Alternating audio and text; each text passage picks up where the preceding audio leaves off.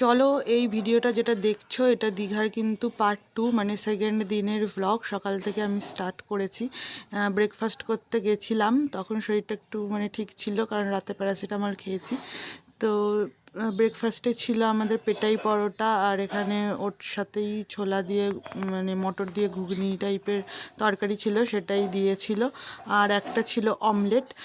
তো এটাই আমরা ব্রেকফাস্ট করেছি, তো সেটা তাও মোটামুটি খেতে পেরেছি। আর তারপরে গেছিলাম, বিচেই গেছিলাম। তো ওখানে কিছুক্ষণ ঘুরে টুরে তারপর বাড়ি চলে আসি। তো সেখানে তোমার স্নান টান সেরে টেরে তারপর আবার মানে হোটেলেই লাঞ্চ করেছিলাম, কারণ বাইরে বেরোনোর সেরকম স্কোপ আমরা পাইনি লাঞ্চ করতে, কারণ ছেলে তো দুপুরের দিকটা ঘুমায়।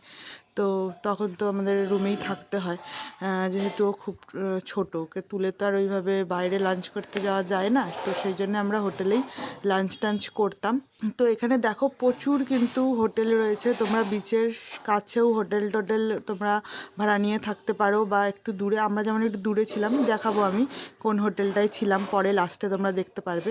কিন্তু এখানেও কিন্তু মানে কাছাকাছির মধ্যেও কিন্তু প্রচুর হোটেল রয়েছে, কিন্তু এগুলো একটু এক্সপেন্সিভ হয়, যেহেতু একদম বিচের কাছে দামটা একটু বেশি হয়। আর ভেতরের দিকে নিলে দামটা একটু কম হবে, এই যা, আর কিছুই নয়। তো তোমরা কিন্তু ওখানে গিয়েও হোটেল বুক করতে পারো, বা যে কোনো অ্যাপস থেকেও, যেগুলো হোটেল বুকিং অ্যাপ রয়েছে সেগুলো থেকেও কিন্তু করতে পারো। আর অ্যাপ থেকে করলে কি সব হোটেল দেখায় না, আর গিয়ে করলে কি তোমরা দেখে শুনে বেছে নিয়ে করতে পারবে। আর এই দেখো বিচের ধারে জোয়ার এসেছিলো, তাই কিন্তু ঘোড়া টোড়া কিচ্ছু নামেনি, কোনো মানে বোট টোটও নামেনি, এতটাই মানে ঢেউ ছিল, জোয়ার ছিল। মানে যারা স্নান করতে গেছে জাস্ট তারাই নামছে। আর আমরা যেহেতু মানে চান করা উদ্দেশ্য নিয়ে যাইনি, তো আমরা আর নামিনি জলে, ধারেই দাঁড়িয়েছিলাম। তো আমরা কিন্তু তোমার অ্যাপ থেকে বুকিং করে গেছিলাম, আগের বারও তাই এবারও তাই, সেম হোটেলেই ছিলাম। তো চলো দেখতে থাকো ভিডিওটা, আশা করছি ভালো লাগবে। তো ইন্ট্রোটা এখন দিয়ে দিই। হ্যালো সবাইকে, welcome back to my channel Payel's life and travel. আশা করছি সবাই ভালো আছো, সবার সুস্থতা কামনা করে আবার একটা নতুন ভ্লগ আমি স্টার্ট করলাম। তো দেখো এখানে একজন ফল টল নিয়ে বসেছে, সে কিন্তু সব ফল মানে তোমার ওখানে মশলা টশলা দিয়ে মাখিয়ে দিচ্ছিল, কিন্তু আমার একটু শশা খাওয়ার ইচ্ছে হচ্ছিল। মুখে তো কিছুই ভালো লাগছে না, পুরো মুখ গেছিলো তিতো হয়ে, যেহেতু বারবার জ্বর আসছিলো, তাই শশাটাই মানে ইচ্ছে করলো যে শশা একটু খাই।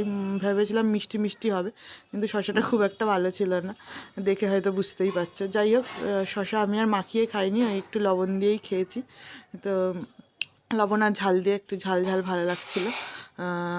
তো হোটেলের খাবার তো ওরকম ঝাল ঝাল বাড়ির মতো হবে না, তখন খুব বাড়ির খাবারের কথা মনে পড়ছিল। শরীর খারাপ হলে দেখবে আমাদের আরও বেশি করে বাড়ির খাবারের কথা মনে পড়ে, মায়ের হাতের রান্না যেটা সেটা।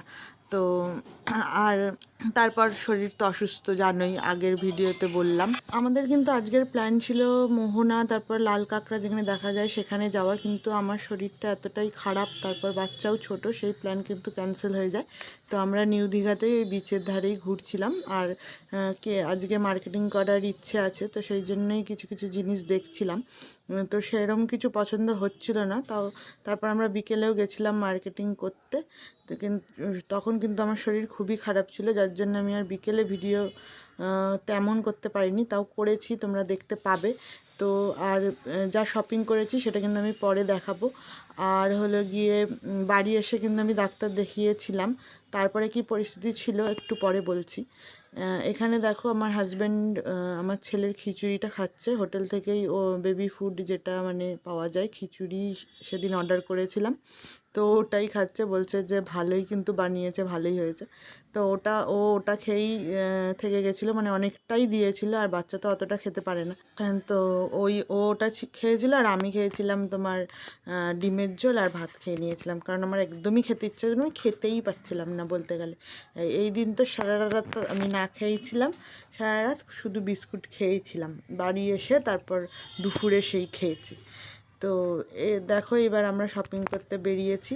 তো এখানে এই মার্কেটের থেকেই যা শপিং করার করেছি, বাকি আমি পরে দেখাবো তোমাদের কি শপিং টপিং করেছি। তো তারপর বাড়ি এসে ডাক্তার দেখানো হয়েছিল, তো ডাক্তার দেখানোর পর ওষুধ খেতে খেতে কিছুটা কমেছে, মানে আস্তে আস্তে অনেক দিন টাইম লেগেছে কমতে, অনেকটাই দুর্বল হয়ে গেছিলাম।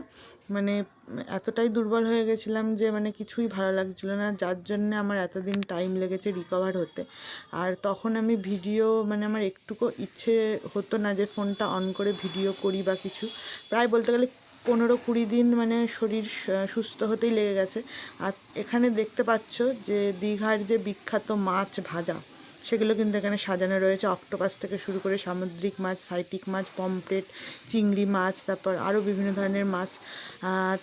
তাছাড়া চিকেনও ছিল, চিকেনও মানে কাবাব আকারে ছিল, তো সেটাও তোমরা খেতে পারো। আর এই যে হোটেলটা দেখছো, এই হোটেলটায় কিন্তু আমরা ছিলাম, জিসি ইন্টারন্যাশনাল। আগেরবারও এখানে ছিলাম, এবারও এখানে ছিলাম।